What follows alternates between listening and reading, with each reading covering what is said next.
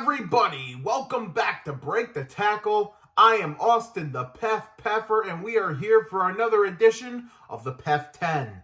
These are my top 10 teams going into the week, this week being week number 8. Let's hop right into it. Starting at number 10, I had some debates here. I decided I needed to have at least one new team, and I guess I went with the Cleveland Browns. They got 2 big wins in a row. Impressive win over the 49ers a couple weeks ago, and they just got a big win against the Colts now. There may have been some bad calls. No, there were bad calls in that game that ultimately led to the Browns winning. But, I don't want to take too much away from them. They played a good game. Myles Garrett played an incredible game. Cleveland's very interesting. We'll see where they go from here, but hey, they're playing good ball. They're 4-2. Gotta feel good about them. Coming in at number 9, bumping up one spot despite not playing this week, are the Cincinnati Bengals. It's kind of just how it shook up with this list. Certain teams drop and you get to go up even doing nothing. So, congrats, Bengals. Coming in at number 8, also moving up one spot despite being on a bye, are the Dallas Cowboys. And they pretty much benefited from a team dropping below them. So, like the Bengals, congrats, Cowboys. Number 7, taking a pretty steep drop from number 2 now to number 7, are the Detroit Lions.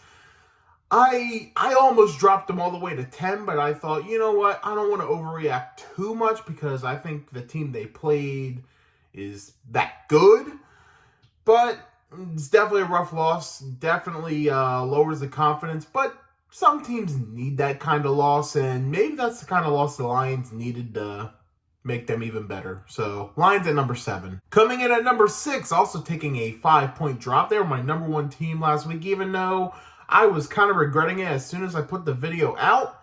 Miami Dolphins. The Dolphins, they're a good team. But if they play a physical team, they're going to get beat. That's how you beat this. You beat speed with physicality, and that's my big worry about the Dolphins. I kind of fear for them come playoff time, but they're definitely going to be a top team this season. All right, before we get into the top 5 of the PEF 10, let's list off PEF's props for the week. Starting with the Pittsburgh Steelers. You're on a roll now, come off the bye, you get a win over the Rams. Your offense looked arguably the best it did all season. Now, yes, there was a really bad call at the end of the game that ultimately won the game for the Steelers. Would they have lost without that call? It's debatable. They played a really good game, though. You got to give them props there. The Minnesota Vikings. Wow. Did not see that coming at all. They got a huge win over the 49ers. Primetime Kirk Cousins, thought for sure, the Vikings aren't going to do this. Not on primetime, not on Monday night. And Kirk Cousins shocked us all. So, hats off to the Vikings, man. Maybe they're still alive in it after all. They're, 3-4 now? They got a shot. New England Patriots. Didn't see that coming either. It was the week of the upsets in week 7. Huge win over the Buffalo Bills. The Bills are knocked off the PEF 10 if you didn't notice. Hey, I thought the Patriots were down and out. You know what? Maybe they have a little bit of juice in them. We'll see, but got to give them props here. That was a huge win. And finally, the Chicago Bears.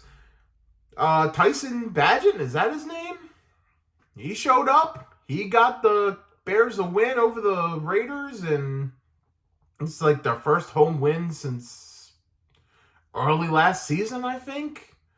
That's a big win for the Bears. Any win for the Bears is a big win for the Bears. But, yeah, a lot of one-win teams getting their second win this week.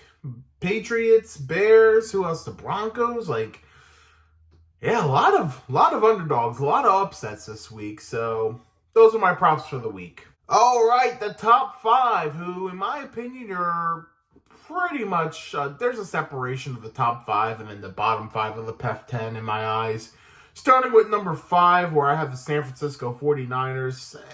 You could argue I should have dropped them more than just one spot, but I have a hard time justifying that they're worse than any of those other teams below. The problem with the Niners is that they're a super physical team, and they end up getting banged up a lot easier than most teams, and it catches up. And right now, it seems to be the case. You just hope for their sake that they're able to get healthy before the season's over and get back on track, but it's definitely a little bit to be concerned about with the 49ers. Coming in at number 4, maybe a little high, but I got the Jacksonville Jaguars. I think they're getting hot at this moment right now. Trevor Lawrence is looking really good. You know, he was last-minute decision for that game on Thursday night, and he lit it up against that Saints team. And, I mean, say what you want about the Saints, but, hey, to do that last minute on the road on a short week, and that's impressive in my eyes, regardless of what team you're facing. So, I got Jacksonville at number 4. Coming in at number 3, moving up a couple spots, I have the Philadelphia Eagles. Fly, Eagles, fly, man. They are looking really good. Big win over the Dolphins. I think they're getting back on track now. The top 3, I'd say right now, are the current Super Bowl favorites, and feel really good about Philly right now. Philadelphia Eagles at number 3, and they are the top team of the NFC. Coming in at number 2, making a big leap from number 8 now to number 2 this week, are the Baltimore Ravens. They are looking phenomenal. Now, will this carry over throughout the season? We will see, but this is the best Lamar I think may have ever looked in his career at this point. He is on fire. He's the best passing-wise for sure. He's got receiving weapons now. Baltimore looks like they got all their stuff together. And as long as this team stays healthy, this is a very dangerous team. And to show how highly I think of them, I got them in the number 2 spot. I think that highly of them.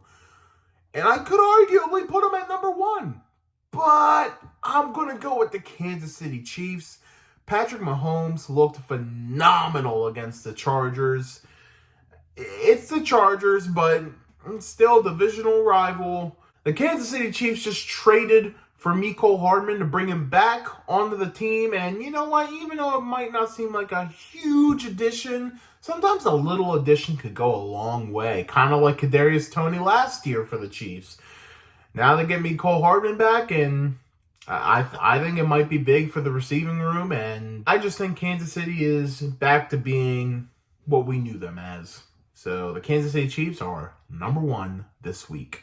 All right, time for a recap. Here's the PEF 10 going into week number 8. At number 10, the Browns. Number 9, the Bengals. Number 8, the Cowboys. 7, the Lions. 6, the Dolphins. 5, the 49ers. 4, the Jaguars. 3, the Eagles. 2, the Ravens, and number 1, the Kansas City Chiefs.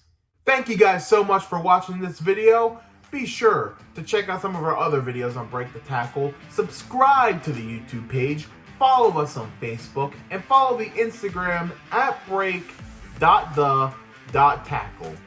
And of course, leave your comments and your thoughts on the PEF 10 and who are your top 10 teams going into week 8. Thank you guys so much for watching Break the Tackle. We love football. We talk football.